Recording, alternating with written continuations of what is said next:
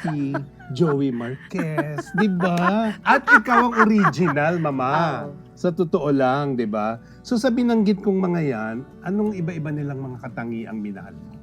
Hindi pwedeng kumpara, iba-iba talaga Okay, eh. oo. Hindi natin pwedeng ikumpara si Dolphy kay hindi pwede. Basta ang masasabi ko dun sa mga tatay na anak ko, Oo. nagpapasalamat ako dahil mapagmahal sila sa anak. Hindi pinabayaan yung anak nila. Oo. Hindi na sa akin Oo. okay na Pero bilang ama ng anak ko. Pero sa point of view mo, masasabi mo bang meron kang mas minahal? Hindi, siguro kasi pinakasalan ko si Joey. Yung nagpakasal ako. Natural, si Wow. Joey talaga. Oo. So si Joey talaga, ang great love na, kumbaga. Oo. Oo. So, kanino ka pinaka-nasaktan nung nawala? Sa akin, nung nawala sa akin. Oo, nawala. Kasi lahat sila wala na sa'yo ngayon. Yung dalawa, ano na talaga? Lahat naman nasaktan ako para sa anak ko. Ah. Hindi na yung pang-personal ko kasi Mm. Pero ang best friend ko, Mm. si that time, nung buhay pa. Nung time na yon si Rudy. Best friend ko si Rudy kasi nung time na pumasok ako sa politics, isa sa tumutulong sa akin, yung unang-unang takbo ko, si Rudy nandyan, kaya best friend ko. Kaya siyempre, hindi yun Lahat naman sa akin, nasaktan ako na nawala siya, nasaktan ako nung nawala din si Dolphy. Masakit sa akin lahat yun, siyempre. Kasi may pinagsamahan naman kami, hindi naman. Tsaka naging mamabait naman sila. So, naging best friend mo nga si Rudy, okay sila lahat. Balik mo nga ako sa time na yun, nagpunta ka pa ba sa mga burol nila?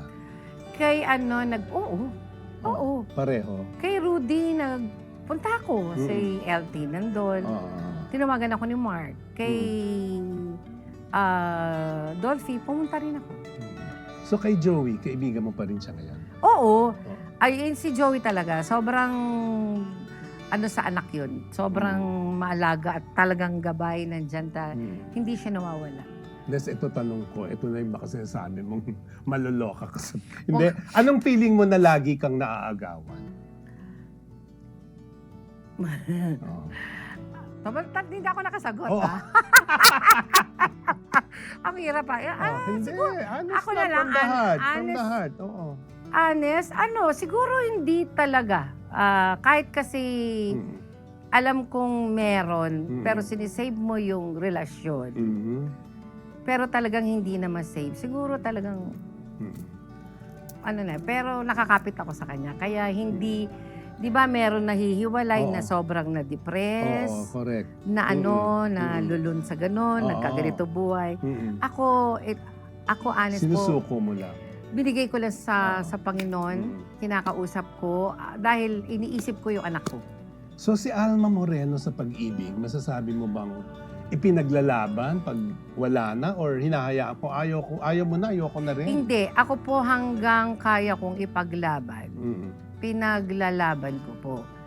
Kasi ang katwiran ko, Ronald, pag hiwalay ka na salita lang na hiwalay, paulit-ulit lang gagawin Balik, hiwalay ka ngayon, magbabalik ka. Kaya matagal Save mo lang, save. Pero pag once na nagdesisyon ako, kasi sobra na yung pain na nararamdaman mo, hindi mo na matiis Minsan yung respect, yung respeto, pag nawala ang respeto, mas mahirap. Nes, ano yung nakakawala ng respeto sa relationship na pinagdaanan mo? Yung hinaharap sa'yo yung meron. May bago na? May bago. Talaga? Opo. Pinapakilala pa sa'yo Hindi, hindi naman. Hindi yun. Ibig sabihin yung nakikita mo lang. hanggang kaya niyang ilinilihim naman niya. Wala namang umamin sa akin Wala namang umamin sa akin Pero pag nakita mo at nahuli mo, masakit. Yun ang pinakamasakit. At saka hindi lang yun, yung salita.